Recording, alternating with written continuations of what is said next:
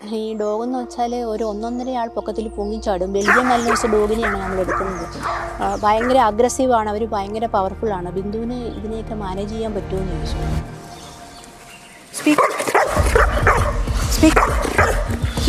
സ്ത്രീകൾ പറഞ്ഞാൽ സ്ത്രീകൾക്ക് കൂടുതൽ ഡോഗിനെ ഈസി ആയിട്ട് കൈകാര്യം ചെയ്യാൻ പറ്റും. കാരണം പുരുഷന്മാരുടെ അത്ര ദേഷ്യമില്ലല്ലോ സ്ത്രീകൾക്ക്. ഒന്നല്ലെങ്കിൽ ഞാൻ സർവീസിൽ നിന്ന് പിരിയണം, അല്ലെങ്കിൽ എൻ്റെയോ ഡോഗിൻ്റെയോ മരണം. ഈ 2 കാരണം അല്ലാണ്ട് ഞാൻ ഇനി ഡോഗിനെ വിട്ടു പോവില്ല. ആദ്യമായിട്ടാണ് ഒരു ലേഡി ഡോഗിനെ കൊണ്ട് വരുന്നത് കാണുന്നതെന്ന് SPG-ക്കാരും പറഞ്ഞു. അവർ ഓൾ ഇന്ത്യ പോകുന്നതാണല്ലോ പ്രധാനമന്ത്രിയുടെ കൂടുതൽ, പക്ഷെ അവരെങ്ങും കണ്ടിട്ടില്ല എന്ന് പറഞ്ഞു. ഒരാൾ പോയാലേ ആ പാത പിന്തുടരാൻ ആൾക്കാരുണ്ടാവുള്ളൂ. ആദ്യം പോകുന്ന ആളുകൾക്ക് എന്തായാലും കുറേ മുള്ളും കല്ലും എല്ലാം ചവിട്ടേണ്ടി വരും. അത് നമ്മുടെ തെറ്റാണെന്ന് അതാ ഞാൻ പറഞ്ഞത്. നമ്മൾ ഡോഗിനെ എങ്ങനെയാണോ പഠിപ്പിച്ചു വെക്കുന്നത് അതുപോലെയാണ് അവർ ചെയ്യുന്നത്. ഇപ്പം കടിച്ചു കൊണ്ടുവരാനാ പഠിപ്പിച്ചെങ്കിൽ അവർ പോയിട്ട് പ്രതിനെ കണ്ടാൽ അവർ കയ്യെ കടിക്കും, കടിച്ചു കൊണ്ടുവരികയും ചെയ്യും. 1-2 സിനിമകളിൽ കണ്ടിട്ടുണ്ട് ഈ ഡോഗിന് റാങ്കിങ് ഉണ്ട് എന്ന് പറയുന്നത്. യഥാർത്ഥത്തിൽ അങ്ങനെ ഒരു റാങ്കിങ് ഉണ്ടോ? എൻ്റെ ഡോഗൊന്ന് എക്സ്പ്ലോസീവ് ആണല്ലോ. ഇവർ കുരയ്ക്കാൻ പാടില്ല, ആർട്ടികൾ കണ്ടെത്തിയാൽ മാന്താൻ പാടില്ല, ഒരു ആക്ടിവിറ്റീസും പാടില്ല ഇവർ. കാരണം ശബ്ദം കേട്ടാലൊക്കെ പൊട്ടുന്ന ബോംബുകളൊക്കെ ഉണ്ട്, മർദ്ദം വന്നാൽ പൊട്ടുന്ന സാധനങ്ങളൊക്കെ ഉണ്ട്. അപ്പം ആർട്ടിക്കിളിൽ ചവിട്ടാൻ പാടില്ല, മാന്താൻ പാടില്ല, ശബ്ദം ഉണ്ടാക്കാൻ പാടില്ല, ഒന്നുമില്ല. ജസ്റ്റ് സ്മെല്ല് ചെയ്യുക, അവിടെ ഇരിക്കുക.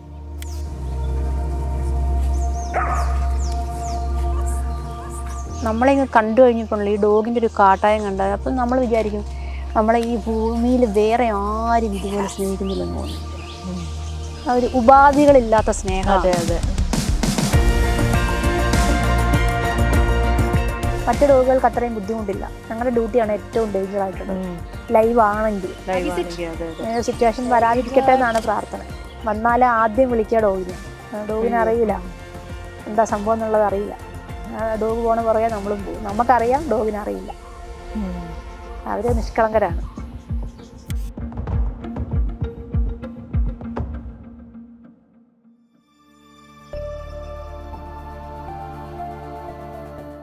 കേരള പോലീസിൽ സ്ത്രീകൾക്ക് അന്യമായ ആണുങ്ങൾ മാത്രം ഉണ്ടായിരുന്ന ഒരു മേഖലയിലേക്കാണ് ബിന്ദു എത്തുന്നത്, ഡോഗ് ഹാൻഡ്ലർ. അതെ അതെ. കേരള പോലീസിന്റെ ഒരു ചരിത്രപരമായ ചുവടുവെപ്പ് കൂടിയായിരുന്നു. അതെ അതെ. ഇന്ത്യയിൽ തന്നെ ആദ്യത്തെ ഒരു ഡോഗ് ഹാൻഡ്ലർ ആണെന്ന് തോന്നുന്നു അല്ലേ സ്ത്രീകളിൽ? ഇന്ത്യയിലുണ്ടോ, എനിക്ക് മുന്നേ ആരെങ്കിലും വന്നിട്ടുണ്ടോ എന്ന് എനിക്ക് വ്യക്തമായിട്ട് പറയാൻ അറിയില്ല. പക്ഷെ കേരളത്തിൽ വേറെ ആരുമില്ല. കേരളത്തിൽ ഞാൻ മാത്രമേ ഉള്ളൂ. ഇതുവരെ വേറെ ആരും വന്നിട്ടില്ല. എങ്ങനെയാണ് ഈ ഒരു മേഖലയിലേക്ക് എത്തുന്നത്? ഞാൻ ശരിക്കും 2001 സർവീസിൽ ചേർന്നതാണ്. അത് ഒരു 20 വർഷം കഴിഞ്ഞതിന് ശേഷം 2021 ഇങ്ങനെ പോലീസ് അക്കാദമിയിലെ ഡോഗ് ട്രെയിനിങ് സ്കൂളിലേക്ക് ഡോഗിനെ എടുക്കുന്നുണ്ടെന്ന് പറഞ്ഞു. അപ്പോൾ എനിക്ക് ശരിക്കും പണ്ട് മുതലേ ഈ മൃഗങ്ങളെല്ലാം നല്ല ഇഷ്ടമാണ്. കാരണം ഞാൻ ഇടുക്കിയിലാണ് ജനിച്ച് വളർന്നതൊക്കെ. അപ്പോൾ ഒരു കർഷക കുടുംബമായിരുന്നുകൊണ്ട് മൃഗങ്ങളൊക്കെ എൻ്റെ വീട്ടിലുണ്ടായിരുന്നു. മൃഗങ്ങളെ എനിക്ക് നല്ല ഇഷ്ടമാണ്.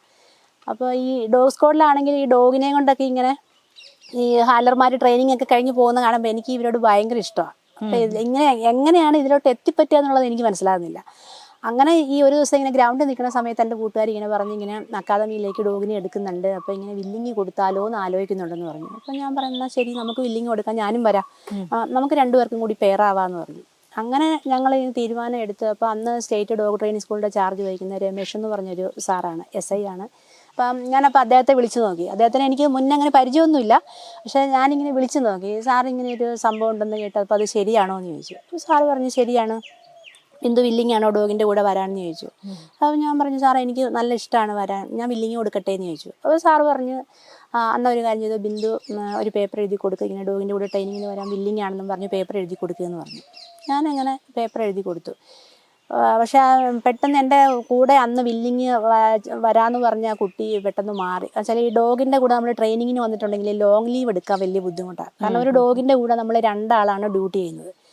അപ്പോൾ ഒരാൾ എപ്പോഴും ഡ്യൂട്ടിയിലുണ്ടാവണം. അപ്പോൾ ആ ഡ്യൂട്ടിയിൽ ഉള്ളപ്പോൾ മറ്റേ ആൾക്ക് റെസ്റ്റിന് വീട്ടിൽ പോകാം. അല്ലാതെ നമുക്ക് ലോങ് ലീവ് എടുത്താൽ നമ്മുടെ കൂടെ നിൽക്കുന്ന ആൾ ബുദ്ധിമുട്ടി പോകും. അപ്പോൾ സ്ത്രീകളെ സംബന്ധിച്ച് അത് കുറച്ച് ബുദ്ധിമുട്ടാണ്. ഒരു 35 വയസ്സിന് മുന്നേ ഒക്കെ ഡോഗിൻ്റെ കൂടെ ട്രെയിനിങ്ങിന് വരിക എന്ന് പറഞ്ഞാൽ കുറച്ച് ബുദ്ധിമുട്ടാണ്. കാരണം കല്യാണം കഴിക്കണം, പിന്നെ കുട്ടികൾ മെറ്റേണിറ്റി ലീവൊക്കെ എടുക്കാൻ നേരത്ത് നമ്മുടെ കൂടെ നിൽക്കണ ആൾക്ക് ബുദ്ധിമുട്ടാണ്. അപ്പോൾ അത്രയും നാൾ ഡോഗിനെ ഒറ്റയ്ക്ക് ഒരാൾക്ക് ഹാൻഡിൽ ചെയ്യാൻ ബുദ്ധിമുട്ടാണ്. അപ്പം വേറെ ആളെ പോസ്റ്റ് ചെയ്യേണ്ടി വരും. പിന്നെ നമുക്ക് ആ പോസ്റ്റിലോട്ട് തിരിച്ചു വരാനും പറ്റില്ല. അപ്പോൾ ആ കുട്ടിക്ക് അങ്ങനെ ഒരു സാഹചര്യം ഉള്ളത് കൊണ്ട് ആ കുട്ടി അങ്ങോട്ട് ഒഴിവായി അതിന്. പിന്നെ ഞാൻ ഒറ്റയ്ക്കായി. അപ്പോൾ പിന്നെ അതെനിക്കൊരു പ്രതിസന്ധിയായി. എനിക്കൊരു പെയറില്ലല്ലോ. അപ്പോൾ ഞാൻ രമേശ് സാറിനോട് പിന്നെയും ചോദിച്ചു, സാർ ഞാൻ മാത്രമേ ഉള്ളല്ലോ ലേഡിയായിട്ട്, വേറെ ആരും ഇല്ലല്ലോ. ആ പറഞ്ഞു അതിനെന്താ ബിന്ദു, അതൊന്നും കുഴപ്പമില്ല, ബിന്ദു വില്ലിങ് ആണെങ്കിൽ കൊടുത്തോ, നമ്മുടെ ഇവിടെയുള്ള ആൾക്കാരൊക്കെ തന്നെയല്ലേ, പോലീസിലുള്ള ആൾക്കാരൊക്കെ തന്നെയല്ലേ വരുന്നത്, വില്ലിങ് കൊടുത്തു എന്ന് പറഞ്ഞു. ഞാനങ്ങനെ വില്ലിങ് എഴുതി കൊടുത്തു. വില്ലിങ് എഴുതി കൊടുത്തു കഴിഞ്ഞ് ഞങ്ങളുടെ സുപ്പീരിയർ ഓഫീസറിൻ്റെ അടുത്ത് ആ പേപ്പർ എത്തി കഴിഞ്ഞപ്പം സാർ അത്ഭുതപ്പെട്ടു. ഇതെന്താണ് ഇങ്ങനെ ഒരു ലേഡി ഒരു ഡോഗിൻ്റെ കൂടെ ഇങ്ങനെ ട്രെയിനിങ്ങിന് പോകണമെന്ന് ചോദിച്ചിട്ട് എന്നെ ഇങ്ങനെ വിളിപ്പിച്ചു. അതെന്താണ് ബിന്ദു അങ്ങനെ ഒരു വില്ലിങ് പേപ്പർ വെച്ചേക്കുന്നത്, എന്താ കാര്യമെന്ന് ചോദിച്ചു. ഞാൻ പറഞ്ഞു, സാർ എനിക്ക് ഡോഗിൻ്റെ ഒപ്പം ഇങ്ങനെ ട്രെയിൻ ചെയ്യണമെന്ന് ആഗ്രഹമുണ്ട്, എനിക്ക് നല്ല ഇഷ്ടമാണെന്ന് പറഞ്ഞു. അപ്പോൾ എന്നോട് സാറ് പറഞ്ഞു, ഈ ഡോഗെന്ന് വെച്ചാൽ ഒരു 1.5 ആൾ പൊക്കത്തിൽ പൊങ്ങിച്ചാടും. ബെൽജിയം മൽനോയ്സ് ഡോഗിനെയാണ് നമ്മൾ എടുക്കുന്നത്.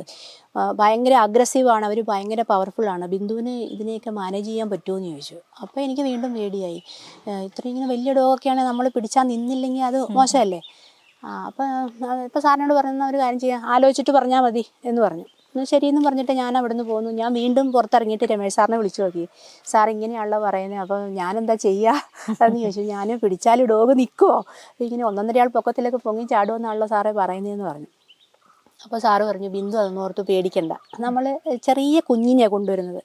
അപ്പോൾ നമ്മൾ ട്രെയിൻ ചെയ്യുന്ന പോലെയാണ് ഡോഗ് നിൽക്കുന്നത്, നമുക്കതിനെ നല്ലപോലെ ട്രെയിൻ ചെയ്തെടുക്കാം. ബിന്ദു അതിലൊന്നും പേടിക്കൊന്നും വേണ്ട, ധൈര്യമായിട്ട് മുന്നോട്ട് പോയിക്കുമെന്ന് പറഞ്ഞു. ഞാൻ ഇതിലോട്ട് വരാൻ കാരണം തന്നെ രമേശ് സാറാണ്. ശരിക്കും രമേശ് സാറിൻ്റെ ഒരൊറ്റ ഇനിഷ്യേറ്റീവ്.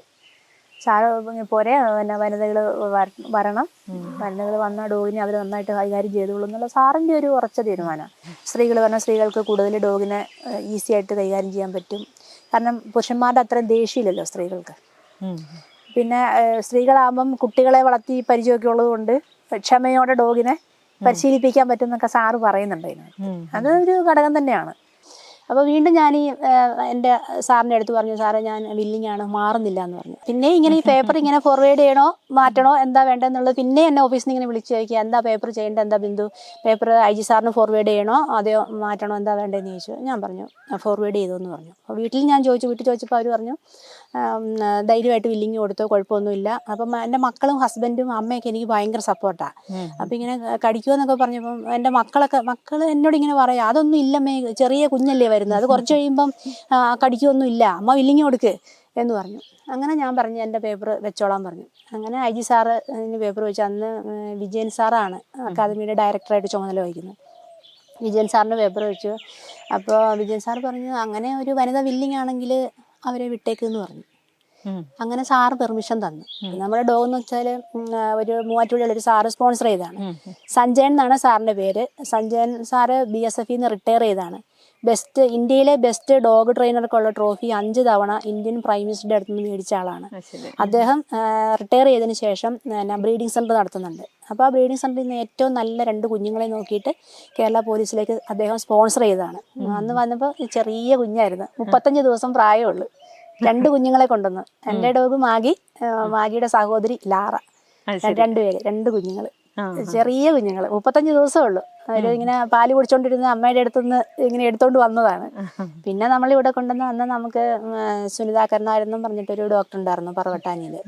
മാഡമാണ് പപ്പീനെയൊക്കെ നോക്കി, അവർക്ക് കുഴപ്പമൊന്നുമില്ല എന്നൊക്കെ പറഞ്ഞു. പിന്നെ എന്നിട്ട് നമ്മൾ ഇങ്ങനെ പാലൊക്കെ കലക്കി കൊടുത്ത് നമ്മുടെ ബേബി ഫുഡൊക്കെ കൊടുക്കൂലേ എന്ന് പറഞ്ഞ പോലെ ഫുഡൊക്കെ ഇങ്ങനെ ചൂടുവെള്ളത്തിലൊക്കെ കലക്കി ഇങ്ങനെ കൊടുത്ത് നമ്മുടെ കുഞ്ഞു മക്കളെ എങ്ങനെയാണ് വളർത്തുന്നത് അതുപോലെ ഇങ്ങനെ നോക്കി കൊണ്ടുവന്നു.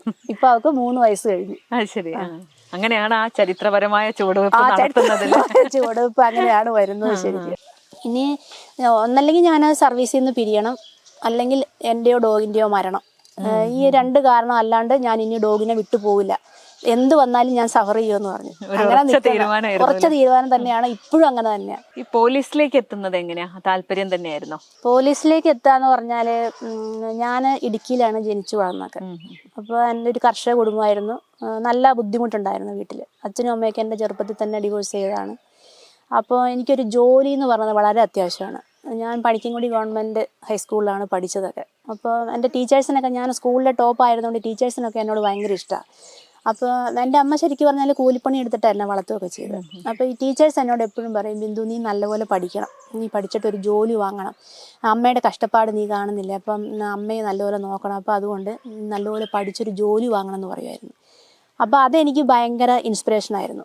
എങ്ങനെയെങ്കിലും പഠിച്ചൊരു ജോലി വാങ്ങണം എന്നുള്ളത് ഭയങ്കര ഒരു ആഗ്രഹമായിരുന്നു എനിക്ക്. പക്ഷെ പഠിക്കാൻ നമുക്ക് സോഴ്സുകളില്ല.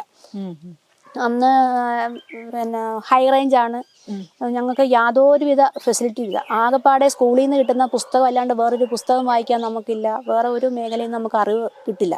അന്ന് അമ്മ പണിക്ക് പോകുന്ന സമയത്ത് എനിക്ക് തോന്നുന്നു അമ്മയ്ക്ക് ഒരു ദിവസം രാവിലെ 6 മുതൽ വൈകുന്നേരം 6 മണി വരെ ജോലി ചെയ്താൽ 3 രൂപയൊക്കെയാണ് അന്ന് കൂലി കിട്ടുന്നത്.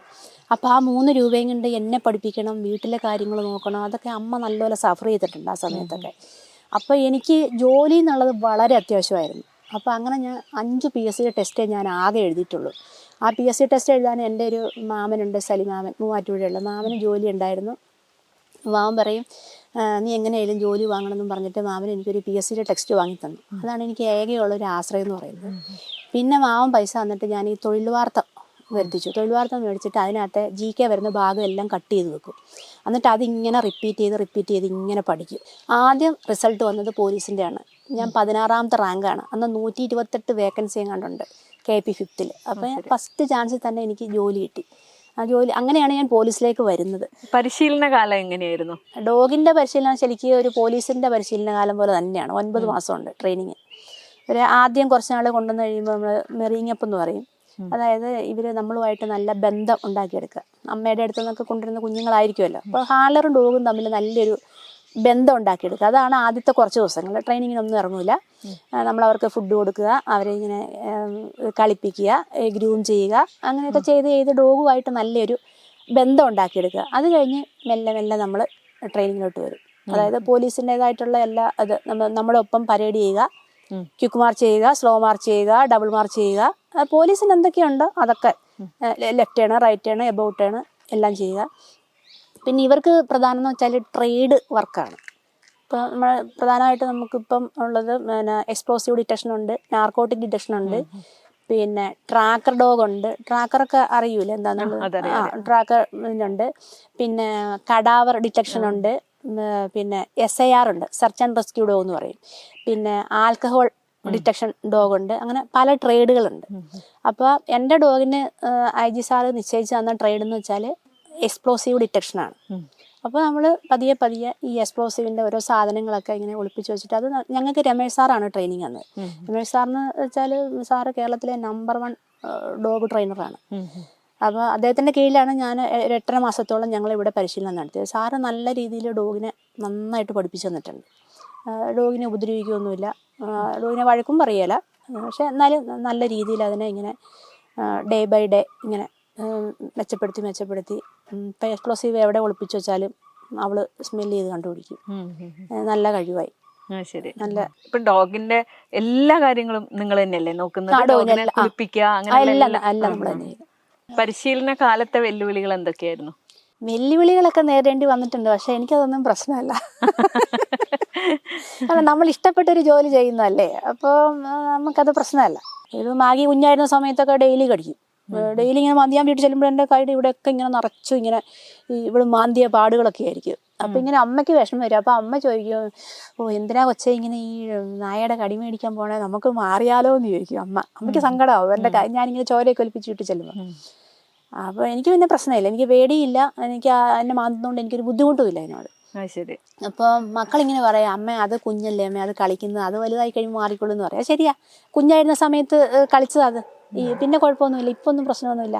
ഇപ്പം ഇങ്ങനെ ഭയങ്കര സ്നേഹമാണ്. ഒരു 2-3 ദിവസം കാണാതിരുന്നാൽ എനിക്കും ബുദ്ധിമുട്ടാണ്, ഡോഗിനും ബുദ്ധിമുട്ടാണ്. സ്കൂട്ടറിൻ്റെ ശബ്ദം കേൾക്കുമ്പോഴത്തേക്കും അറിയാം ഇങ്ങനെ നോക്കി നിൽക്കുന്നുണ്ടാവും. അല്ലെങ്കിൽ ശബ്ദം കേട്ടാൽ മതി, ശബ്ദം കേട്ടാലൊക്കെ ഇങ്ങനെ ശ്രദ്ധിച്ച് നിൽക്കുന്നുണ്ടാവും. അത്രയ്ക്കും ഇഷ്ടമാണ് നമ്മളോട്. പിന്നെ നമുക്കൊരു പ്രത്യേക സാറ്റിസ്ഫാക്ഷനാണ് അവരെ ഗ്രൂം ചെയ്യുമ്പോഴും കുളിപ്പിക്കുമ്പോഴും.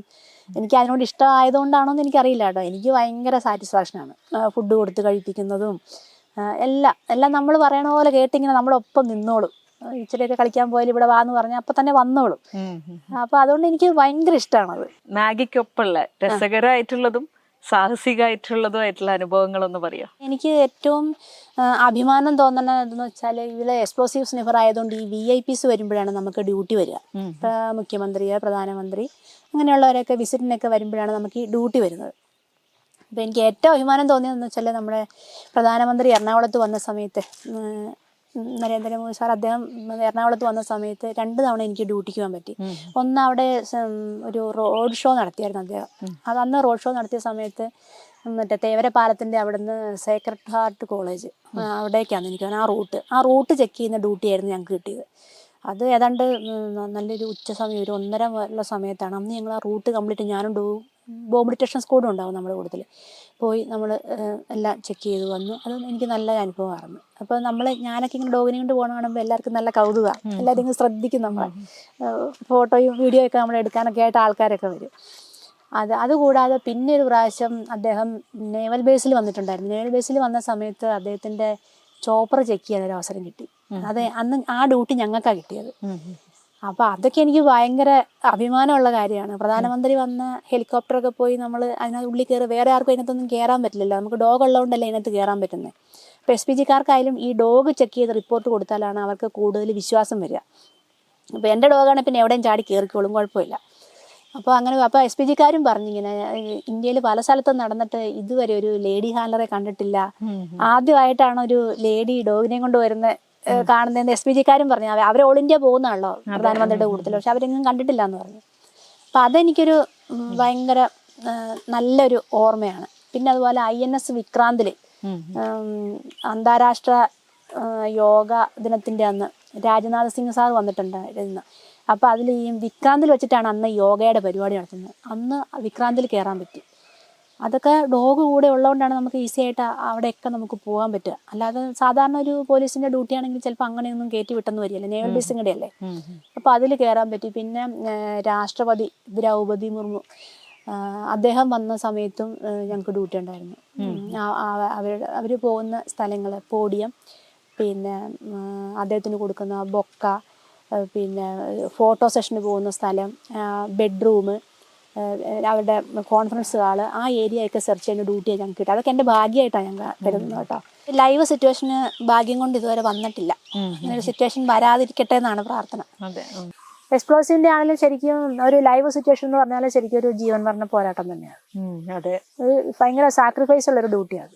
മറ്റു ഡോഗുകൾക്ക് അത്രയും ബുദ്ധിമുട്ടില്ല. ഞങ്ങളുടെ ഡ്യൂട്ടിയാണ് ഏറ്റവും ഡേഞ്ചർ ആയിട്ടുള്ളത് ലൈവ് ആണെങ്കിൽ. സിറ്റുവേഷൻ വരാതിരിക്കട്ടെ എന്നാണ് പ്രാർത്ഥന. വന്നാൽ ആദ്യം വിളിക്കുക ഡോഗിനെ, ആദ്യം ഡോഗിനെ വിളിക്കുക. നമ്മൾ അവരെ വിടുന്നത്. ഡോഗിനെ അറിയില്ല എന്താ സംഭവം എന്നുള്ളത് അറിയില്ല. ഡോഗ് പോണ പുറകെ നമ്മളും പോകും. നമുക്കറിയാം, ഡോഗിനെ അറിയില്ല. അവര് നിഷ്കളങ്കരാണ്. പക്ഷെ അത് പറഞ്ഞിട്ട് കാര്യമില്ല, ഒരു ഡ്യൂട്ടിയാണല്ലോ, ഡ്യൂട്ടിയാണ്. പബ്ലിക്കിനെ നോക്കലാണല്ലോ നമ്മുടെ ഡ്യൂട്ടി. പബ്ലിക്കിന്റെ ജീവന് സ്വത്തിന്റെ സംരക്ഷണമാണ് പോലീസിന്റെ ഡ്യൂട്ടി. അപ്പൊ നമ്മൾ ചെയ്തേ പറ്റൂ. അപ്പൊ അതുകൊണ്ട് നമ്മൾ അങ്ങനെ വിചാരിച്ചിട്ട് കാര്യമില്ല. നാർക്കോട്ടിക്, ട്രാക്കർ, എക്സ്പ്ലോസീവ്, അങ്ങനെ പല വിഭാഗത്തിലാണല്ലോ ഡോഗുകളെ പരിശീലിപ്പിക്കുന്നത്. അപ്പൊ അവരുടെ പരിശീലന രീതി എങ്ങനെയാണ്? ഓരോന്നിനും ഓരോന്നിനും വ്യത്യാസമുണ്ട്, എന്നാല് ഏകദേശം ഒരേപോലെയാണ്. ഇപ്പൊ നമ്മൾ എക്സ്പ്ലോസീവ് പഠിപ്പിക്കുന്ന പോലെ എക്സ്പ്ലോസീവിന്റെ സ്ഥാനത്ത് നാർക്കോട്ടിക്കിന്റെ ഐറ്റംസ് വെച്ചിട്ട് അവർക്ക് പ്രാക്ടീസ് കൊടുക്കും. അതുപോലെ ഇപ്പം കടാവർ ആണെങ്കിലും അതിന് പ്രത്യേക രീതിയുണ്ട്. ഇപ്പൊ കടാവർ എന്ന് പറയുമ്പോൾ ചിലപ്പോൾ ഇങ്ങനെ ഹാങ്ങിങ് ആവാമല്ലോ. ഹാങ്ങിങ് ആവാം, മണ്ണിനടിയിലാവാം, വെള്ളത്തിനടിയിലാവാം, കെട്ടിടങ്ങളുടെ ഇടയിലാവാം. അപ്പൊ ആ രീതിയിലൊക്കെ അവർക്ക് പരിശീലനം കൊടുക്കണം. അപ്പൊ ഒരു കുറച്ച് ചേഞ്ചസ് ഉണ്ട് അതിന്. ഇപ്പൊ കടാവറിന് കൊടുക്കാനാണെങ്കിലും നമ്മുടെ മൃതശരീരത്തിന്റെ മണമാണല്ലോ അവര് ഐഡന്റിഫൈ ചെയ്യുന്നത്. അപ്പൊ അതിന് വേണ്ട സാധനങ്ങൾ സംഘടിപ്പിച്ചിട്ട് അത് വെച്ചിട്ട് അവർക്ക് പ്രാക്ടീസ് കൊടുക്കും. നാർക്കോട്ടിക്കിന്റെ ആണെങ്കിൽ നാർക്കോട്ടിക് ഐറ്റംസ് വെച്ചിട്ട് അത് ഡിറ്റക്ട് ചെയ്യാനായിട്ട് അവരെ പഠിപ്പിച്ചെടുക്കും.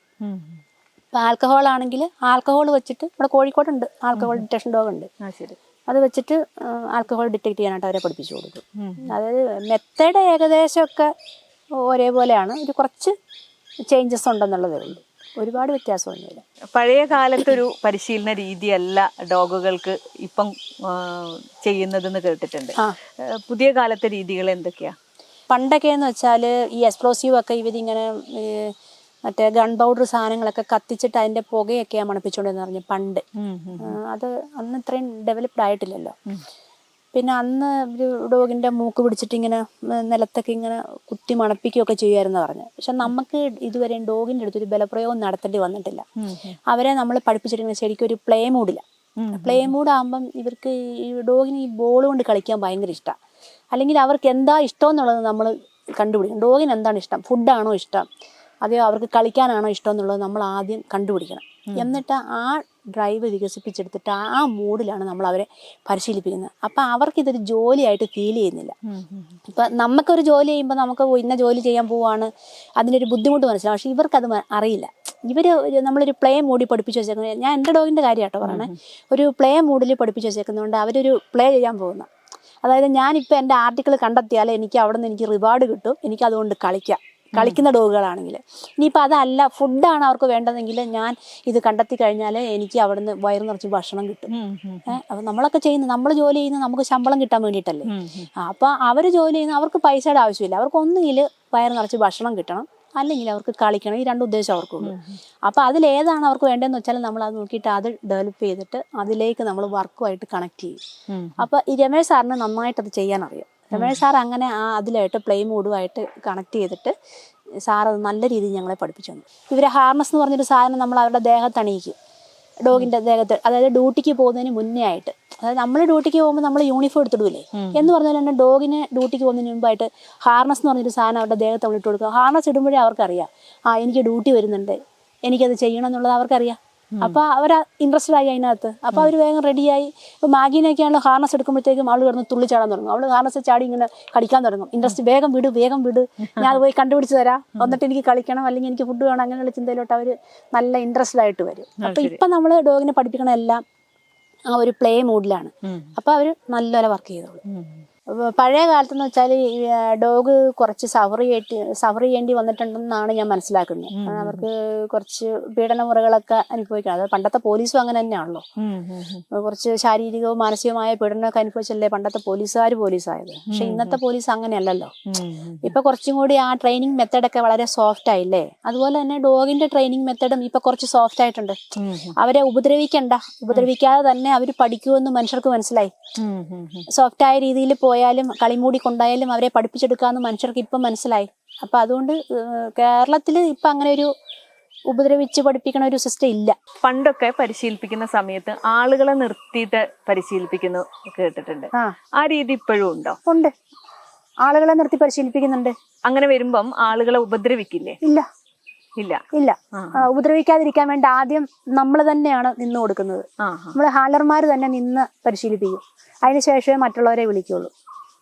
അത് ആദ്യം ഹാലറിന്റെ സെന്റ് തന്നെ കൊടുത്തിട്ടാണ് ഇവരെ പഠിപ്പിക്കുന്നത്.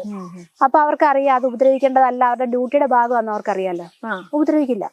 നമ്മളിപ്പോ പ്രാക്ടീസിനായിട്ട് നമ്മൾ ട്രെയിനീസിനെയൊക്കെ വിളിച്ച് നിർത്തിയിട്ടല്ലേ നമ്മൾ ചെയ്യുന്നത്. അല്ലെങ്കിൽ നമ്മൾ പുറത്ത് പോവുക, കോളേജ്, ഞങ്ങൾ ഒരുപാട് സ്കൂളുകളിലും കോളേജുകളിലൊക്കെ ഞങ്ങൾ പോയിട്ടുണ്ട്. പ്രാക്ടീസിനായിട്ടും ഡെമോ കാണിക്കാനൊക്കെ ആയിട്ട് പോയിട്ടുണ്ട്.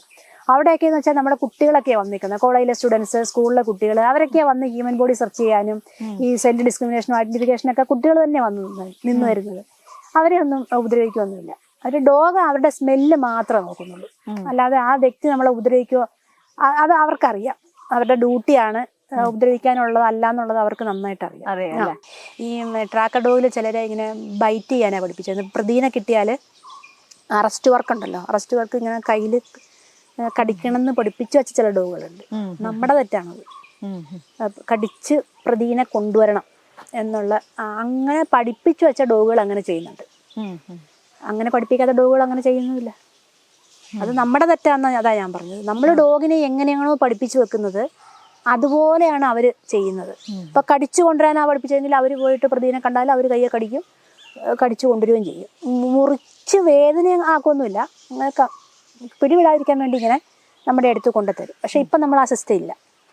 ഇപ്പം നമ്മൾ ആളെ കണ്ടാൽ ഒന്നുകിൽ അവിടെ ഇരിക്കുക, അല്ലെങ്കിൽ അയാളുടെ അവിടെ കിടക്കുക.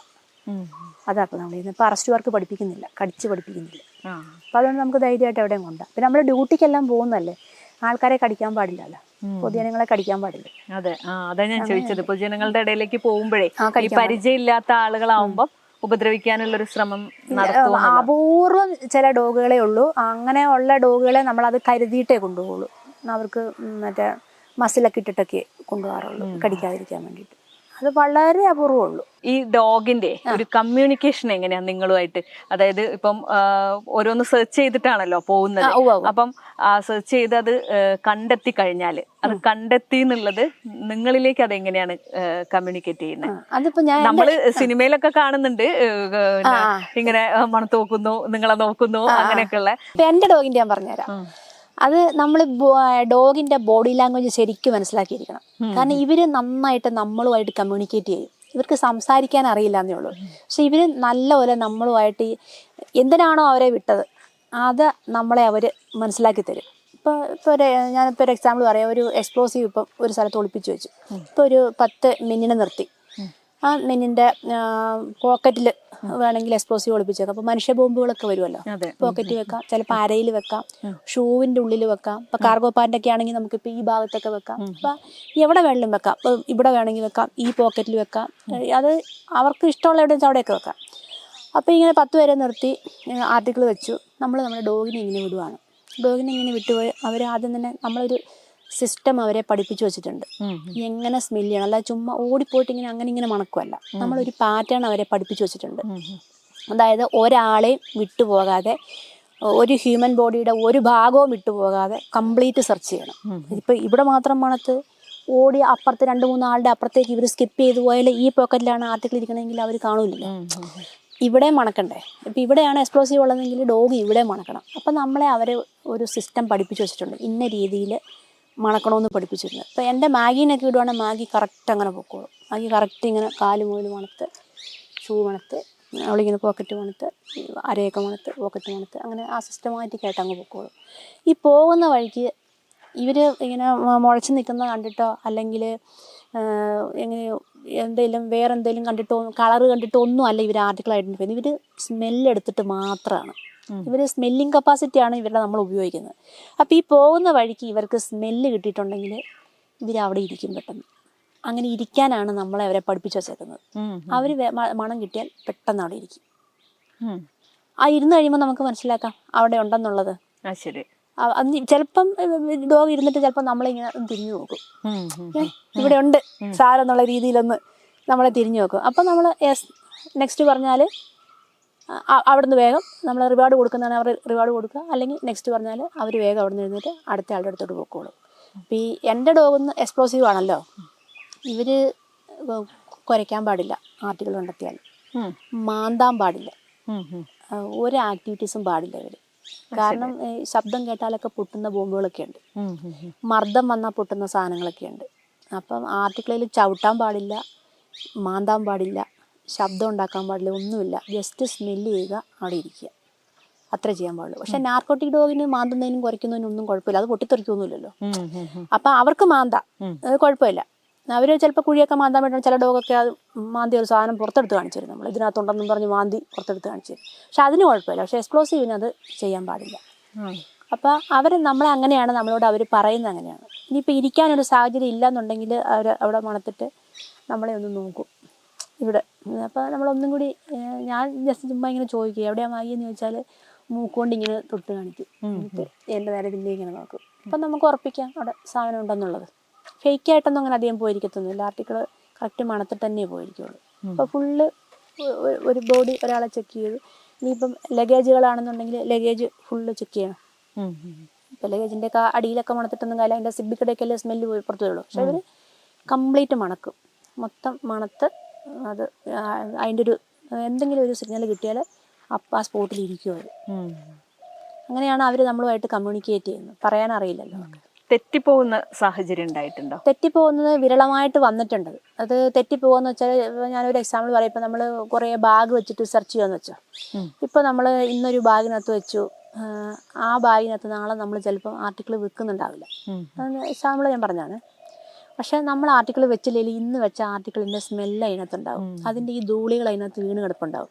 ഇവർക്കത് കിട്ടും, ഇവരവിടെ പോയിരിക്കും. അപ്പം നമ്മൾ അത് തെറ്റാ ചെയ്തതെന്ന് നമുക്ക് പറയാൻ പറ്റില്ല. കാരണം നമ്മൾ തലേദിവസം അതിനകത്ത് വെച്ചതാണ്. അതെ. റെയറായിട്ട് ഇങ്ങനെ ഫേക്ക് ഇരിക്കാനാണ് റെയറായിട്ടുണ്ട്. ഇപ്പോൾ അവരുടെ ഒരു ക്ഷീണാവസ്ഥയൊക്കെ ആണെങ്കിൽ ചിലപ്പോൾ അവർ എന്നാലും അധികം ചെയ്യാറില്ല. Maggie bomb ഡിറ്റക്ഷനിലാണല്ലോ.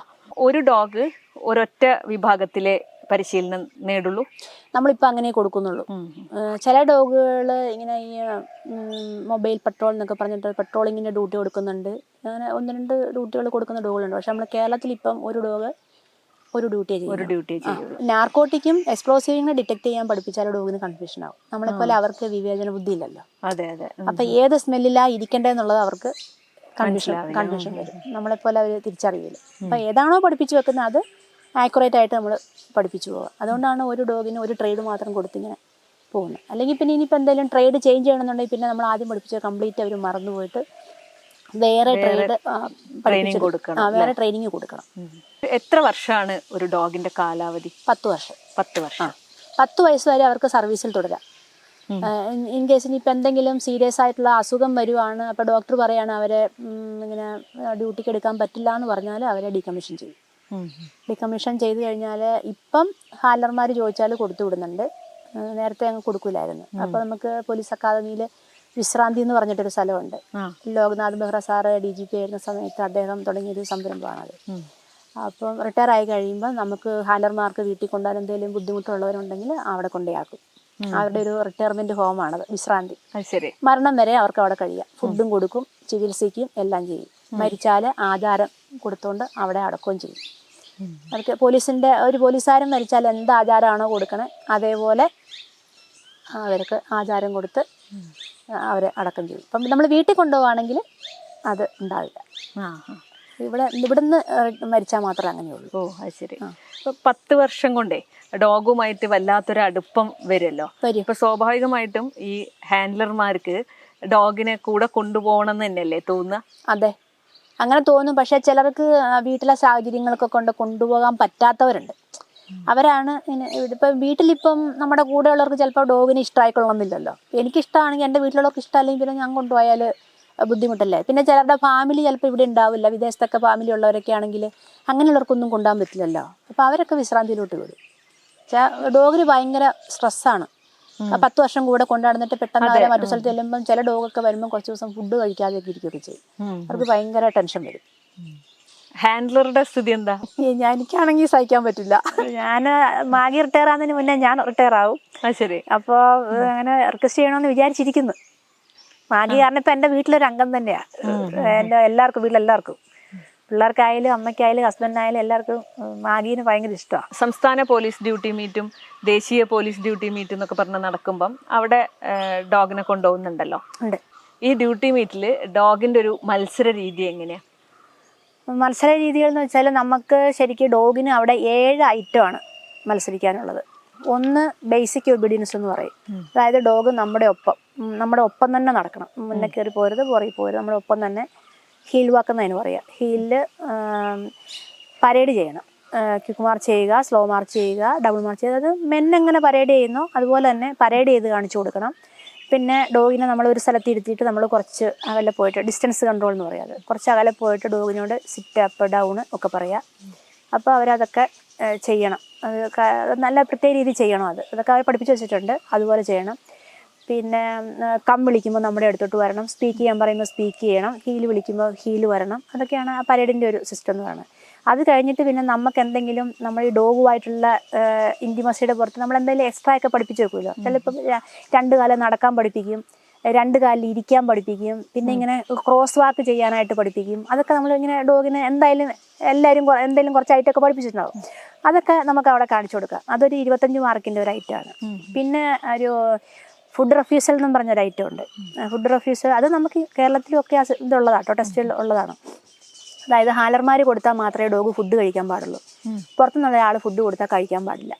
അത് നമ്മൾ ഡ്യൂട്ടിക്കൊക്കെ പോകുമ്പം നമ്മൾ ശത്രുക്കളായിട്ടുള്ളവരുണ്ടെങ്കിലേ, ഇപ്പോൾ ഡോഗിനോടോ അല്ലെങ്കിൽ പോലീസിനോടോ ശത്രുതയുള്ള ആൾക്കാർ കാണും. അപ്പോൾ അവരെന്തെങ്കിലും വിഷമൊക്കെ കലർത്തി ഫുഡ് കൊടുത്തിട്ട് ഇവർ കഴിക്കാൻ പാടില്ല. അപ്പോൾ അത് നമ്മൾ ശീലിപ്പിക്കുന്നതാണ് ഫുഡ് റെഫ്യൂസൽ. പുറത്തുനിന്ന് ഒരാൾ ഫുഡ് കൊടുത്താൽ അത് ഹാലർ മാത്രം കൊടുത്താലേ കഴിക്കാൻ പാടുള്ളൂ. വേറെ ആര് കൊടുത്താലും ഡോഗ് കഴിക്കരുത്. അത് നമ്മൾ പഠിപ്പിച്ച് വെച്ചിട്ടുണ്ട്. അത് അവിടുത്തെ ഒരു ഈവൻ്റാണ്. അപ്പോൾ ഡോഗിനെ എല്ലാത്തിനും ഇങ്ങനെ നിർത്തിയിരുത്തിയിട്ട് ഇവരിങ്ങനെ നല്ല ടേസ്റ്റ് ആയിട്ടുള്ള ഫുഡ് കൊണ്ടുവരും. ഇറച്ചി, മീൻ, മുട്ട, പാല്, പിന്നെ ലിവർ വറുത്തത്, അങ്ങനെ ഭയങ്കര സ്മെല്ലുള്ള വളരെ അട്രാക്റ്റീവ് ആയിട്ടുള്ള ഡോഗിന് ഇഷ്ടപ്പെടുന്ന ഫുഡുകളൊക്കെ ഇങ്ങനെ ഓരോരുത്തർ ഇങ്ങനെ കൊണ്ടു കൊടുക്കും. നമ്മുടെ ഡോഗ് അതൊന്നും എടുക്കാൻ പാടില്ല.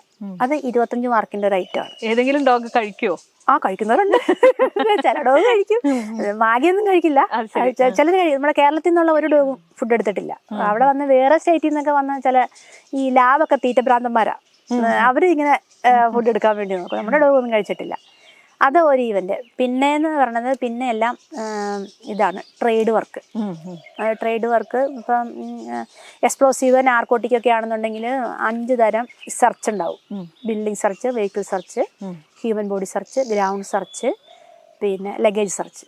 അങ്ങനെ 5 ടൈപ്പ് സെർച്ച് ഉണ്ടാവും. അത് 5 ഈവൻറ്റിനും ഓരോ ടൈപ്പ് മാർക്ക്. അതിൽ ഏറ്റവും കൂടുതൽ ആർട്ടിക്കിൾ ഏത് ഡോഗാണ് കണ്ടുപിടിക്കുന്നത് വെച്ചാൽ ആ ഡോഗിനാണ് അവിടെ സമ്മാനം കൊടുക്കുന്നത്. ഇപ്പം ട്രാക്കർ ഡോഗിനാണെങ്കിൽ അവർ ട്രാക്ക് പോകേണ്ടി വരും. സെൻറ്റ് ഡിസ്ക്രിമിനേഷൻ ഉണ്ട്, ഐഡൻറ്റിഫിക്കേഷനും ഉണ്ട്, സീക്ക് ആൻഡ് ഫൈൻഡ് ഉണ്ട്, ഹഡിൽസ് ഉണ്ട് അവർക്ക്. ഫുഡ് റെഫ്യൂസലും പിന്നെ ബേസിക് ഒബീഡിയൻസും. ബേസിക് ഒബീഡിയൻസും ഫുഡ് റെഫ്യൂസലും മത്സരത്തിന് വരുന്ന എല്ലാ ഡോഗുകൾക്കും കോമൺ ആയിട്ടുള്ള ഇവൻ്റാണ്. ബാക്കി ട്രേഡിനനുസരിച്ചിട്ട് മാറിക്കൊണ്ടിരിക്കും. ഇപ്പോൾ ട്രാക്കൊക്കെ കിട്ടിയാൽ അവർക്ക് നല്ല മാർക്ക് കിട്ടും. ട്രാക്ക് പോയിട്ട്, ട്രാക്ക് എന്ന് വെച്ചാൽ അറിയത്തില്ലേ, കള്ളനോ അല്ലെങ്കിൽ കൊലപാതകം എന്ന് വെച്ചാൽ അയാളുടെ സെൻറ്റുള്ള ഒരു 4-5 ആർട്ടിക്കിൾ ടവലോ അല്ലെങ്കിൽ പേഴ്സോ എന്തെങ്കിലും സാധനം ഇങ്ങനെ അയാൾ പോണ വഴിക്ക് എവിടെയെങ്കിലുമൊക്കെ ഇട്ടിട്ട് അയാൾ കുറേ ദൂരം നടന്നു പോകും. എന്നിട്ട് ഡോഗ് ഈ സ്മെല്ല് എടുത്തിട്ട് അയാളെ പോയി കണ്ടുപിടിക്കണം. അതാണ് ഒരു അത് നമ്മുടെ റിയൽ സീനിൽ നമ്മൾ ചെയ്യുന്നതാണ്. കുറ്റാന്വേഷണത്തിൽ പോകുമ്പോൾ ചെയ്യുന്ന ഡ്യൂട്ടിയാണ്. അതവിടെ മത്സരത്തിന് വേണ്ടി ചെയ്യുന്നുള്ളൂ. അതപ്പോൾ ഡോഗ് പോയ അയാൾ ഉപേക്ഷിച്ചിട്ട് പോയ എന്ത് സാധനം വെച്ചാൽ അതെല്ലാം കറക്റ്റ് എടുത്ത് ആളെ പിടിച്ച് ജഡ്ജിൻ്റെ മുമ്പിൽ വന്നാൽ അവർക്ക് ഫുൾ മാർക്ക് കിട്ടും. അതല്ലെങ്കിൽ ആർട്ടിക്കിൾ കുറയുന്നതിനനുസരിച്ചിട്ട് ഇങ്ങനെ മാർക്ക് ഇങ്ങനെ കുറഞ്ഞുകൊണ്ടിരിക്കും. അങ്ങനെ ഓരോ ഇവന്റ് നടത്തും. മാഗി 2 തവണ ഫസ്റ്റ് നേടിയിട്ടുണ്ട് അല്ലേ? മാഗി 2 തവണ സ്റ്റേറ്റിൽ ഫസ്റ്റ് വന്നു. 2023-ലും 24-ലും സ്റ്റേറ്റിൽ ഫസ്റ്റ്, എക്സ്പ്ലോസീവ് ഫസ്റ്റാണ്. 2 തവണ വന്നു. അങ്ങനെ ആ ബേസിലാണ് നമ്മൾ ഓൾ ഇന്ത്യ പോയത്. കഴിഞ്ഞ വർഷം നമ്മൾ ലക്നൌവിൽ പോയി, ഇപ്രാവശ്യം ജാർഖണ്ഡിൽ പോയി, റാഞ്ചിയിൽ. ഇപ്പോൾ ഫെബ്രുവരി 10-15 മത്സരം. അത് കഴിഞ്ഞ് എത്തിയിട്ടേ ഉള്ളൂ. ഇപ്പോൾ 2 മീറ്റിലും, സംസ്ഥാന ആയാലും ദേശീയ മീറ്റ് ആയാലും ഒരേ രീതി തന്നെയാണോ മത്സരങ്ങൾക്കൊക്കെ? മത്സരങ്ങൾക്കൊക്കെ രീതി ഒരുപോലെയാണ്. പിന്നെ നമ്മളിവിടെ കുറച്ചും കൂടി കറക്റ്റ് റൂൾ അനുസരിച്ച് ചെയ്യും. ഇപ്പം ഓൾ ഇന്ത്യയിലൊക്കെ പോയി കഴിയുമ്പം കുറച്ചൊരു റൂളിനൊക്കെ വ്യത്യാസം വരുന്നുണ്ട്. ഇപ്പോൾ ഞാനൊരു എക്സാമ്പിൾ പറഞ്ഞുതരാം. നമ്മളിപ്പോൾ ഇവിടെ ഹ്യൂമൻ ബോഡി നമ്മൾ പഠിപ്പിച്ചു വെച്ചത് മാക്സിമം ഒരു 30 പേരെ വരെ സെർച്ച് ചെയ്യാനേ നമ്മൾ ഡോഗിനെ പഠിപ്പിച്ചു വെച്ചിട്ടുള്ളൂ. പക്ഷേ ഇപ്രാവശ്യം ഞങ്ങൾക്ക് ഇന്നിപ്പോൾ 50 പേരെ സെർച്ച് ചെയ്യണമായിരുന്നു. 50 പേര് 5 മിനിറ്റ്. അപ്പോൾ നമുക്കത് വശമില്ലാത്ത സംഭവമാണല്ലോ. പക്ഷെ നമ്മുടെ ഡോഗ് ചെയ്തു, എന്നാലും നമുക്ക് അത് റൂളിലും പറയാത്തൊരു കാര്യമാണ്. അത് APDMൻ്റെ റൂളിൽ പറയാത്തൊരു കാര്യമാണ്. ഈ 50 ആളെ 5 മിനിറ്റ് കൊണ്ട് സെർച്ച് ചെയ്യാന്നുള്ളത് നമുക്ക് റൂളിൽ പറയാത്ത കാര്യമാണ്. അപ്പോൾ അങ്ങനെ ചില വ്യത്യാസങ്ങൾ നമുക്ക് അവിടെ ചെല്ലുമ്പം വരുന്നുണ്ട്. അതുകൊണ്ടാണ് നമ്മുടെ ഡോഗിന് ഇങ്ങനെ നമുക്ക് അവിടെ നിന്ന് മെഡൽ മേടിക്കാൻ വന്നതിൻ്റെ ഒരു കാര്യമാണ് ഞാൻ പറഞ്ഞത്. അതുപോലെ പിന്നെ ബിൽഡിംഗ് സെർച്ചൊക്കെ ആണെന്നുണ്ടെങ്കിലും വളരെ സമയക്കുറവ്. ശരിക്കും റൂള് പ്രകാരം 2 റൂം അല്ലെങ്കിൽ 3 റൂമൊക്കെ തരാൻ പാടുള്ളൂ. 10 മിനിറ്റ് സമയം തരണം. ഇത് ഒരു ക്വാർട്ടേഴ്സ് തന്നെയാണ് ഞങ്ങൾക്ക് തന്നത്. 6 റൂമും പിന്നെ അതിൻ്റെ ടോയ്ലറ്റ് അങ്ങനത്തെ ഉള്ള സംഭവമൊക്കെ 5 മിനിറ്റ്. 6 മുറിയും ഈ ടോയ്ലറ്റും ഏരിയയും ഒക്കെ സെർച്ച് ചെയ്യാനായിട്ട് നമുക്ക് ആകെ 5 മിനിറ്റാണ് തരുന്നത്. അത് നമ്മളത് അർദ്ധരാത്രിക്ക് പോയിട്ടാണ് ചെക്ക് ചെയ്യുന്നത്. ഭയങ്കര തണുപ്പും. അപ്പോൾ നമുക്കത് ഭയങ്കര ഇതാണ്. നമ്മുടെ സമയവും കാലാവസ്ഥയൊക്കെ നമ്മുടെ ഡോഗിനത് വളരെ പ്രതികൂലമായിട്ട് ബാധിക്കുന്ന സംഭവങ്ങൾ. പക്ഷെ നമ്മൾ ചെയ്തു നമ്മൾ അത്യാവശ്യം മോശമില്ലാത്ത മാർക്ക് നമ്മൾ വാങ്ങിയിട്ടുണ്ട്. മെഡൽ വാങ്ങാൻ പറ്റിയില്ല എന്നേ ഉള്ളൂ. പക്ഷെ നമ്മൾ ഇനിയും ട്രൈ ചെയ്യും. ഇപ്പം ദേശീയ മീറ്റിൽ മാഗി അല്ലാതെ വേറെ ഏതെങ്കിലും ഡോഗ് കേരളത്തിൽ നിന്ന് പോയിട്ടുണ്ടോ? പോയിട്ടുണ്ട്. വേറെ നമ്മൾ ഇവിടുന്ന് 9 ഡോഗാണ് മൊത്തം പോയത്. എക്സ്പ്ലോസീവിൽ തന്നെ തിരുവനന്തപുരത്തിന്റെ ഒരു ഡോഗ് ഉണ്ടായിരുന്നു, ഡയാന എന്ന് പറഞ്ഞ ഡോഗ് മത്സരിച്ചു. ഒരു ട്രേഡിൽ 2 ഡോഗിന് മത്സരിക്കാൻ ഇറങ്ങാം, 1 ഡോഗ് റിസർവ്. അങ്ങനെ നമ്മൾ 3 ട്രേഡിൽ 9 ഡോഗ് പോയി. 6 ഡോഗ് മത്സരിക്കാൻ ഇറങ്ങി, 3 ഡോഗ് റിസർവായിട്ട് നിന്നു. സ്റ്റേറ്റ് മീറ്റിൽ 1, 2, 3 സാധനം കിട്ടിയെന്ന് പറഞ്ഞ് അവരെ തന്നെ ഇറക്കണമെന്നില്ല. ഇവിടെ വന്ന് നമുക്ക് പ്രാക്ടീസ് തരും. 4-5 മാസത്തോളം പ്രാക്ടീസ് ഉണ്ടാവും. അതിൽ എല്ലാ മാസവും ടെസ്റ്റ് ഉണ്ടാവും. എല്ലാ ടെസ്റ്റിലും നമ്മൾ മികവ് പുലർത്തിയെങ്കിൽ മാത്രമേ നമുക്ക് അവിടെ പോയിട്ട് ഇറങ്ങാൻ പറ്റുള്ളൂ. ഇതിപ്പോൾ സ്റ്റേറ്റ് മീറ്റിൽ ഫസ്റ്റ് വന്ന് എന്നിട്ട് ഇവിടെ വന്നിട്ട് നമ്മുടെ ഡോഗ് വർക്കിൽ താഴെ പോയാലും നമുക്ക് അവിടെ ഇറങ്ങാൻ പറ്റില്ല. അത് ഇവിടുന്ന് തീരുമാനിക്കും. ഇവിടെ നമ്മൾ ടെസ്റ്റ് എടുത്ത് നമ്മൾ പോണതിന് മുമ്പായിട്ട് പുറത്തുനിന്ന് ഒരു ബോർഡിനെ വിളിച്ചിട്ട് ടെസ്റ്റ് എടുത്തു. എന്നിട്ട് അതിലും നമ്മൾ 1-2 സ്ഥാനം കിട്ടിയെങ്കിലേ നമുക്ക് മത്സരത്തിന് ഇറങ്ങാൻ പറ്റുള്ളൂ. 1-2 സിനിമകളിൽ കണ്ടിട്ടുണ്ട് ഈ ഡോഗിന് റാങ്കിങ് ഉണ്ട് എന്ന് പറയുന്നത്. യഥാർത്ഥത്തിൽ അങ്ങനെ ഒരു റാങ്കിങ് ഉണ്ടോ? ഇല്ല, റാങ്കിങ് ഇല്ല. അത് വെറുതെ പറയുന്ന സിനിമക്കാര് തള്ളുന്നതല്ലേ. നമുക്കില്ല, നമ്മുടെ കേരള പോലീസിലെ ഡോഗിന് അങ്ങനെ റാങ്കിങ് ഇല്ല. ആളുകളുടെ പലരുടെയും ധാരണ അങ്ങനെ ഒരു റാങ്കിങ് ഉണ്ടെന്നാണ് കേട്ടോ, സിനിമ കണ്ടിട്ട്. റാങ്കിങ് ഉണ്ട്. അത് എന്നോട് പലരും ചോദിക്കാറുണ്ട്. നമ്മുടെ ഡ്യൂട്ടിക്കൊക്കെ പോകുമ്പോൾ ചോദിക്കാറുണ്ട് ഈ ഡോഗ് ഏത് റാങ്കാന്ന് ചോദിക്കാറുണ്ട്. ഞാൻ ചോദിക്കുന്നോണ്ട് പറയാറുണ്ട് റാങ്കിങ് ഇല്ല, പോലീസിൽ അങ്ങനെ ഇല്ലാന്ന് പറഞ്ഞു കൊടുത്തിട്ടുണ്ട്. സിനിമ കണ്ടിട്ട് തന്നെ ആൾക്കാർ ചോദിക്കുന്നതാണ്. എവിടുന്നാണ് ഈ പോലീസ് നായകളെ തെരഞ്ഞെടുക്കുന്നത്? പോലീസ് നായകളെ തിരഞ്ഞെടുക്കുന്നത് ശരിക്കും ഇപ്പം നമ്മൾ കുറേ കേരളത്തിൽ നിന്ന് സ്പോൺസർഷിപ്പിലൂടെ നമുക്ക് ഡോഗിനെ കിട്ടുന്നുണ്ട്. ചില നല്ല ബ്രീഡർമാർ പോലീസിന് നല്ല ഡോഗിനെ തരുന്നുണ്ട്. പിന്നെ നമ്മൾ അധികം പർച്ചേസ് ചെയ്യുന്നതൊക്കെ രാജസ്ഥാൻ, പഞ്ചാബ്, SSB ഒക്കെ ഉണ്ടല്ലോ, അവിടെയൊക്കെ പോയിട്ടാണ് നമ്മൾ ഡോഗിനെ പർച്ചേസ് ചെയ്യുന്നത്. അത് നമുക്ക് PHQ നിന്നും സർക്കാരിൽ നിന്നൊക്കെ അനുമതി കിട്ടിയതിന് ശേഷം നമ്മൾ അവിടെ പോയിട്ട് ഡോഗിനെ പർച്ചേസ് ചെയ്ത് കൊണ്ടുവരിക ചെയ്യുന്നു. അതിനൊരു ബോർഡ് ഉണ്ടാവും. നമ്മുടെ വെറ്റിനറി ഡോക്ടർ ഡിപ്പാർട്ട്മെൻറ്റ് ഡോക്ടർ ഉണ്ടാവും. ഡോക്ടറും പിന്നെ മുതിർന്ന ഉദ്യോഗസ്ഥന്മാരൊക്കെ അടങ്ങിയിട്ടുള്ളൊരു ബോർഡ് ഉണ്ടാവും. ആ ബോർഡ് പോയി നോക്കിയിട്ട് പപ്പീനെ സെലക്ട് ചെയ്ത് കൊണ്ടുവരിക ചെയ്യുന്നു. പിന്നെ കുറേ സ്പോൺസർഷിപ്പിലൂടെ കിട്ടുന്ന ഡോഗുകളും ഉണ്ട്. ഏതൊക്കെ ബ്രീഡിൽ വരുന്ന നായകളെയാണ് സെലക്ട് ചെയ്യുന്നത്? ബ്രീഡ് ബെൽജിയം മൽനോയ്സ് ഉണ്ട്, ജർമ്മൻ ഷെപ്പേർഡ് ഉണ്ട്, ഡോബർമാൻ ഉണ്ട്, ബീഗിൾ ഉണ്ട്, ജാക്ക് റസൽ ഉണ്ട്, ലാബ്രഡോർ ഉണ്ട്. അങ്ങനെ 10 ടൈപ്പിലുള്ള ഡോഗുകൾ ഇപ്പോൾ കേരള പോലീസിലുണ്ട്. നമുക്ക് ഇന്ത്യൻ ബ്രീഡിനെ ഉപയോഗിക്കാറുണ്ടോ? ഇന്ത്യൻ ബ്രീഡിനെ ഉപയോഗിക്കുന്നുണ്ട്. കന്നിയുണ്ട്, ചിക്കിപ്പാറയുണ്ട്, രാജവാള എന്ന് പറഞ്ഞ ഡോഗുണ്ട് തമിഴ്നാട്ടില്. ആ ഡോഗുകളെ നമ്മൾ കേരളത്തിൽ ഇപ്പോൾ ഉപയോഗിക്കുന്നുണ്ട്. പിന്നെ കഴിഞ്ഞ വർഷം ലക്നൌവില് ബെസ്റ്റ് ഡോഗിനുള്ള ട്രോഫി മേടിച്ചത് ഇന്ത്യൻ ബ്രീഡാണ്. അത് ട്രാക്കർ ഡോഗ് ആയിരുന്നു. പക്ഷെ ഇപ്പോൾ കേരളത്തിൽ ഇന്ത്യൻ ബ്രീഡിൻ്റെ എണ്ണം കുറവാണ്. നമ്മൾ കൂടുതലും വിദേശ ബ്രീഡുകളെയാണ് കൂടുതലും സെലക്ട് ചെയ്യുന്നത്. ഇത് കുറച്ചൊരു സ്ലോയാണ് ഇവർ ചെയ്യും, വർക്കൊക്കെ ചെയ്യും, നല്ലപോലെ ചെയ്തോളൂ. പക്ഷേ നമ്മുടെ മൽനോയ്സിൻ്റെ അത്രയൊക്കെ ഒരു സ്പീഡ് ഇവർക്കില്ല. ചെയ്യും, ആക്യുറേറ്റ് ആയിട്ട് വർക്കെല്ലാം അവർ നല്ലപോലെ ചെയ്തോളൂ.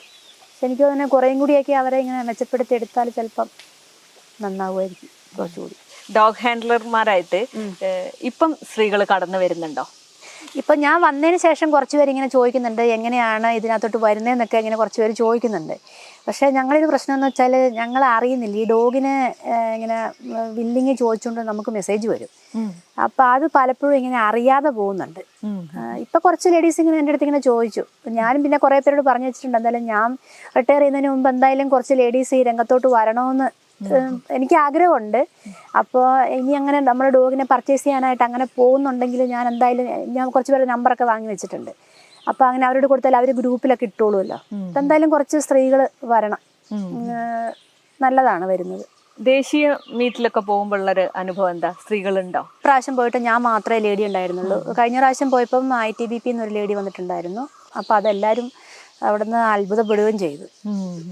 ഇങ്ങനെ ഞാൻ മാത്രം ഇങ്ങനെ വന്നപ്പോൾ പല സ്റ്റേറ്റുകാരും വന്നിട്ട് എൻ്റെ ഒപ്പം നിന്ന് ഫോട്ടോയൊക്കെ എടുത്തു പോയി. ഞങ്ങളുടെ സ്റ്റേറ്റിലൊന്നും ലേഡീസ് ഇല്ലയെന്നും പറഞ്ഞിട്ട്. അപ്പോൾ അവർക്ക് ഭയങ്കര കൗതുകമാണ് ഞാൻ ഡോഗിനെ പിടിച്ചത്. പിന്നെ മൽനോയ്സും കൂടെ അല്ലേ, അപ്പോൾ അവർക്ക് ശരിക്കും കൗതുകമാണ് ഞാൻ ഡോഗിനെ കൊണ്ട് ചെല്ലുന്നത് കാണുമ്പോൾ. അപ്പോൾ നമ്മൾ വരേടിനൊക്കെ ചെല്ലുമ്പോൾ എല്ലാവരും ലീഷൊക്കെ ഇട്ട് വരുമ്പോൾ നമ്മൾ ലീഷ് ഇല്ലാണ്ടാവുന്നത്. നമ്മൾ വിത്തൗട്ട് ലീഷിലാണ് ഡോഗിനെ കൊണ്ട് ചെല്ലുന്നത്.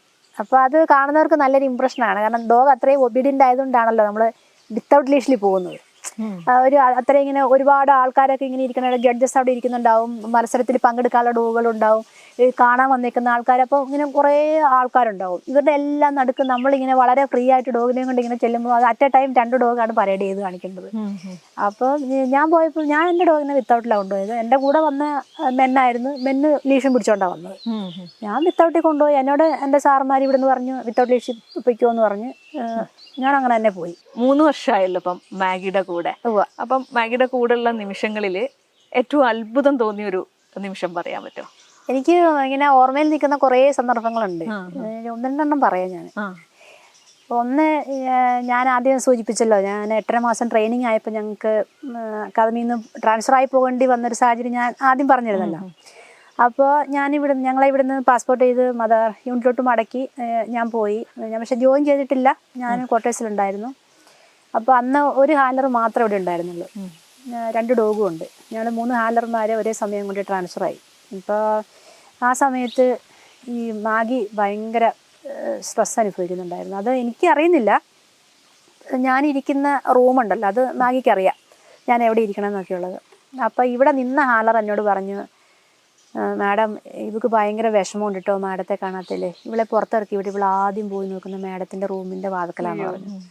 അതെനിക്ക് ഭയങ്കരമായിട്ട് ഫീൽ ചെയ്തു. ഇവള് ഭക്ഷണം പോലും കഴിക്കാൻ കൂട്ടാക്കാതെ അവൾ ആദ്യം വന്ന് നോക്കുന്നത് എൻ്റെ റൂമിലാണ്. അപ്പോൾ അവളൊന്ന് നോക്കുമ്പോൾ വാതിലടച്ചിട്ടേക്കുന്നു. ഡോഗിന് ഭയങ്കര സ്ട്രെസ്സായി. എന്നിട്ട് ഇവള് കൂട്ടിപ്പോയിട്ട് ഇങ്ങനെ ഇരിക്കുന്ന ഫോട്ടോ എനിക്കൊരു ദിവസം ഇട്ട് തന്നു.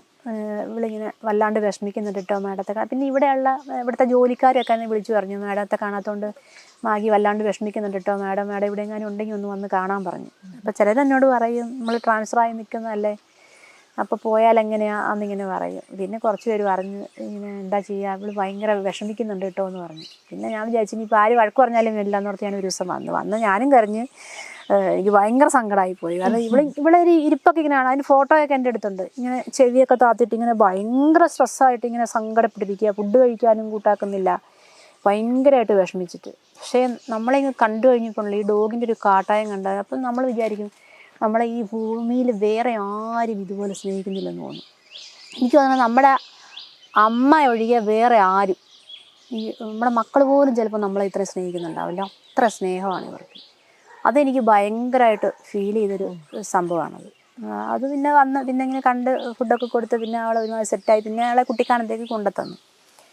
പിന്നെ മറ്റൊരു അനുഭവം എന്ന് വെച്ചാൽ ഇവൾക്കൊരു പ്രാവശ്യം നമ്മൾ ഡ്യൂട്ടി ചെയ്തുകൊണ്ട് റിസർച്ച് ചെയ്തുകൊണ്ടിരിക്കുന്ന ഇടയ്ക്ക് ഒരു ഡോഗുമായിട്ടൊരു ബൈറ്റ് ഉണ്ടായി. ഇവിടെ കയ്യിൽ മുറിവ് പറ്റി. അതിപ്പോൾ ഈ പ്രാവശ്യം വന്നപ്പോഴാട്ടെ കയ്യിൽ മുറിവ് പറ്റി. അന്ന് എനിക്ക് ഭയങ്കര സങ്കടമായിപ്പോയി. ഇവളിങ്ങനെ കൈ കുത്താൻ മേലാതെ ഇങ്ങനെ നടക്കുന്ന കണ്ടിട്ട് എനിക്കിങ്ങനെ സങ്കടം വന്നിട്ട് വരില്ല. അപ്പോൾ ഇവളെ ഞാനിങ്ങനെ കൂട്ടിക്കൊണ്ടൊക്കെ കിടത്തിയിട്ട് ഈ മുറിവെല്ലാം ഇങ്ങനെ ശരിക്ക് ഇങ്ങനെ തുടച്ച് പെറുക്കി. അപ്പോൾ ഇവളിങ്ങനെ എന്നെ നോക്കി കിടക്കുക. ആ ഒരു നോട്ടം നമ്മുടെ മനസ്സിൽ നിന്ന് പോവില്ല. ഒരിക്കലും എനിക്ക് കുറച്ച് ദിവസം ലീവ് എടുക്കേണ്ടി വന്നു. എനിക്ക് മോളെയും കൊണ്ട് ഒരു ഭോപ്പാലിൽ ഇൻ്റർവ്യൂവിന് പോകേണ്ടി വന്നു. അപ്പോൾ ഞാനങ്ങനെ 21 ദിവസം അവളുടെ അടുത്തുനിന്ന് മാറി നിന്നു. അതാണ് ഏറ്റവും കൂടുതൽ മാറി നിന്ന ദിവസം. ആ മാറി നിന്ന് കഴിഞ്ഞിട്ട് ചെന്ന് കഴിഞ്ഞ് ഇങ്ങനെ കൂട് തുറന്നപ്പോഴത്തേക്കും എൻ്റെ ശബ്ദം കേട്ടപ്പോഴത്തേക്കും കൂട്ടിക്കിടന്ന് ബഹളം ഉണ്ടാക്കാൻ തുടങ്ങി. പിന്നെ കൂട് തുറന്ന് ഇറങ്ങി വന്നിട്ട് ഇങ്ങനെ ഇവക്ക് എന്താ ചെയ്യേണ്ടതെന്ന് മനസ്സിലാകുന്നില്ല. എന്നെ കെട്ടിപ്പിടിക്കണോ ഉമ്മ വെക്കണോ എന്താന്ന് മനസ്സിലാവും. കുറേ നേരം എന്നെ ഇങ്ങനെ മേത്തോടെയൊക്കെ കയറി വട്ടം കെട്ടിപ്പിടിച്ച്. അതൊക്കെ നമുക്ക് ഭയങ്കര ഫീലിങ്സ് ഉണ്ടാക്കുന്ന സംഭവങ്ങളാണ്. ഒരിക്കലും മറക്കാൻ പറ്റില്ല. ഇവരുടെ സ്നേഹം എന്ന് വെച്ചാൽ അത് നമുക്ക് ഒരിക്കലും വേറെ ആരും നമ്മളെ ഇതുപോലെ സ്നേഹിക്കുന്നില്ലെന്ന് എനിക്ക് തോന്നുന്നു. ഒരു ഉപാധികളില്ലാത്ത സ്നേഹം. വെറുതെ വെറുതെ അവർ ഒരു നേരത്തെ ഭക്ഷണത്തിന് വേണ്ടിയിട്ടല്ലേ അവർ നമ്മൾ പറയുന്ന ജോലികളെല്ലാം അവർ ചെയ്യുന്നത്. പക്ഷെ അത് ഒരു കളങ്കമില്ലാണ്ട് നിഷ്കളങ്കമായിട്ട് അവർ ചെയ്യും. ഇങ്ങനെ യാതൊരു ഉപാധിയില്ലാണ്ട് അളവറ്റ് നമ്മളെ സ്നേഹിക്കുകയും ചെയ്യും. അവർ പകരം ഒന്നും ആഗ്രഹിച്ചിട്ടില്ല. അതുപോലെ ഭയങ്കര സ്നേഹം അവർക്ക്. രക്ഷാപ്രവർത്തനത്തിലും ഹീറോകളാണല്ലോ പോലീസ് ഡോഗുകൾ. ഈ അടുത്തുണ്ടായ ചുരൽമല ദുരന്തത്തില് എത്രയോ മൃതദേഹങ്ങളുടെ അവശിഷ്ടങ്ങൾ കണ്ടെത്താൻ ഈ ഡോഗുകൾ സഹായിച്ചിട്ടുണ്ട്. എന്റെ സ്ക്വാഡിലുണ്ട്. ഞാൻ ഇടുക്കിയുടെ സ്ട്രെങ്ത് ആണല്ലോ. എന്റെ സ്ക്വാഡിൽ SIR ഡോഗും ഉണ്ട്, കടാവർ ഡോഗും ഉണ്ട്. എനിക്ക് തോന്നുന്നത് കേരളത്തില് എൻ്റെ ജില്ലയിൽ മാത്രമേ ഈ 2 വിഭാഗം ഡോഗുകളും ചിലപ്പോൾ കാണുള്ളൂ. കടാവർ ഡോഗ് ഏഞ്ചൽ ഇപ്പം ചുരൽമലയിൽ പോയിട്ട് കുറേ ബോഡി കണ്ടുപിടിക്കാൻ അവൾ ഹെൽപ്പ് ചെയ്തിട്ടുണ്ട്. ശരീരഭാഗങ്ങളൊക്കെ ഇങ്ങനെ അഴിയ നിലയിലൊക്കെ കയ്യും കാലൊക്കെ ഇങ്ങനെ വേർപെട്ട നിലയിലൊക്കെ കണ്ട് അത് ഡോഗ് ചൂണ്ടിക്കാണിച്ചു തന്ന സ്ഥലത്തൊക്കെ കുഴിച്ചിട്ടൊക്കെ ബോഡി കിട്ടിയിട്ടുണ്ട്.